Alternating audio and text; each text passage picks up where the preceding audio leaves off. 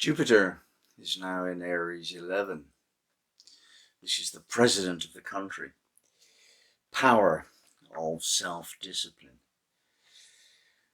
Like forces of law and order in society controlling the lower elements, we use a mature, disciplined ego to tame the beast within ourselves, to bring the instinctual and emotional nature to heal.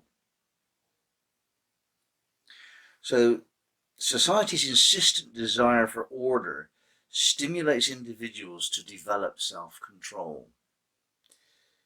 And this is to do with the projection of a disciplined will.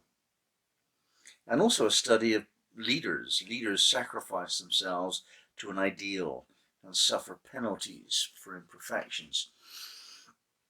Now, of course, we're not going to become president of the country. But metaphorically, we do have that role of leadership. Most assuredly in regard to ourselves, we are the captain of our own ship. And it is not okay just to behave spontaneously according to your desire. That doesn't work. It never has worked throughout the whole of our lives, throughout the whole of history, and it never will work. It never should work. It never could work. In other words, whether or not we like it, discipline is an aspect of life every day. And if that discipline is not self-administered, then it will be imposed upon us. So here we have Jupiter going through this principle, and Jupiter is very much to do with expansiveness, and that includes the self. Growth is a necessary condition of life. We cannot be alive unless we're growing, and that's the Jupiter principle. And when we go through the Aries degrees one by one, we emerge into something out of nothing. That's the first 5 degrees of Aries. And then the second 6 to 10, the second 5 degrees of Aries, we drive in a certain direction. If we don't have direction, then we can't have life, actually. Life requires that we're moving in a given direction. Even a lowly amoeba has directedness, and if it's thwarted, it just tries again in a different direction. We need to be driven in a distinctive direction to go anywhere, and therefore to find food and other requirements of life and the psychological aspect. Now here we move into the third expression of Aries, which is called honor. And we come to the first of that 5-degree batch of Sabian symbols in Aries 11, and this is the president of the country. Now a president is elected because they have promised an improved future.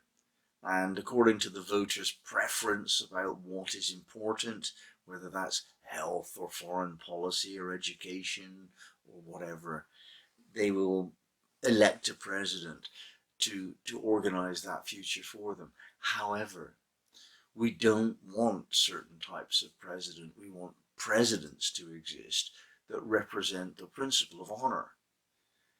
Even though we have never found, in recent times at least, many of our presidents and leaders generally prioritize honor.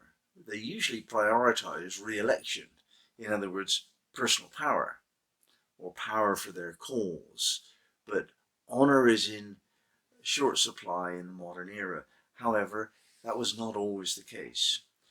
The principle of aristocracy is hinted at here also, the beginnings of aristocracy. Because aristocrats don't only represent the principle of owning all the wealth, commanding the poor. That's their reputation, but there's another reputation that they have, and that is dignity, honor, doing the right thing, telling the truth, standing for principles.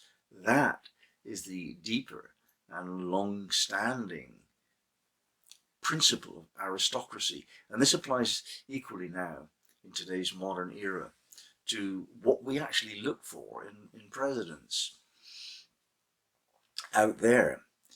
And here we're actually studying what we look for ourselves. What do we look for within ourselves in order to feel presidential. And that word presidential has its own meaning, doesn't it? It means commanding, powerful, honourable, having gravitas and a sense of aristocracy. Now that is not limited to those in office. In fact, it is not much seen nowadays by those in office. That doesn't mean that the principle is worthless or outdated, nor does it mean that we need to trash it and forget about it and feel sad because our leaders are not presidential. We have to internalize it. Whatever is not seen in the outer world is not seen within ourselves.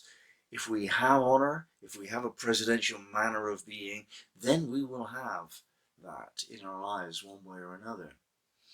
And there are some institutions that have this sense of dignity of being and doing the right thing. I was very fortunate to have had a headmaster in my first school between the ages of 5 and 11. And he was a man of honour and dignity. And if I think about what would be the right thing to do now, then that's an image in my mind, like Mr. Clark. Mr. Clark would have done this, so maybe I can do this. So this is deeply written within my sense of growing up. I had a man of honour to follow. And if we have a president who does not have this principle, then we're degraded collectively. It's an important principle. So we have to hold on to it. And what that means is that within your social life, within your employment, within your whole way of being, your family and so on, there are times when matters of principle arise and you have to do the right thing. You're asked to tell the facts of a matter, and really you need to tell the truth unless there's some coercion going on.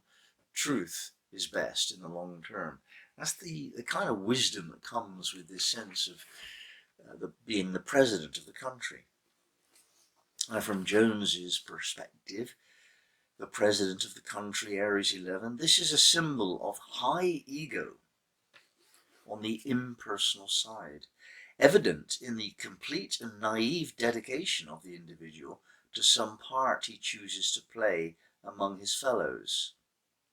Implicit here is the selection of such a role as will have a maximum breadth of recognition, so that the player may be established in a reality which he would be quite unable to sustain by himself.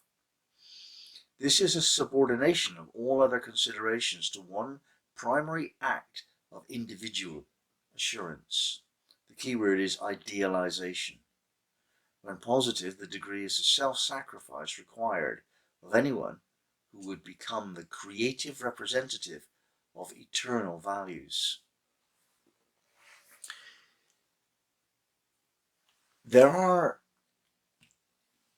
things that we can do by ourselves, and even with a group of people we can become the leader of our local little group of friends or something like that, and we can develop qualities of leadership and wisdom and assimilation of the consensus, and we can develop things which we could not develop alone. So to some extent all of us really ought to taste what it's like to be a leader. Maybe you don't like it and you can change your mind and not be a leader anymore, but you ought to give yourself the chance of finding out whether you are. The story of my grandfather is resonant here because he was not a leader. He was a very self-sustained man, a man of great honour, but leadership just wasn't his thing. And his career was this. On his 16th birthday, he started work for Falmouth Docks in Cornwall. And on his 65th birthday, he stopped. And his whole career structure was that he was promoted. And during the 2 weeks in which he was the supervisor of other workmen and carpenters, that was his trade, he was told to instruct a man to do something, and he disagreed with it. So he said, "Nah." And that was the end of his career. He had absolutely no appetite for leadership at all.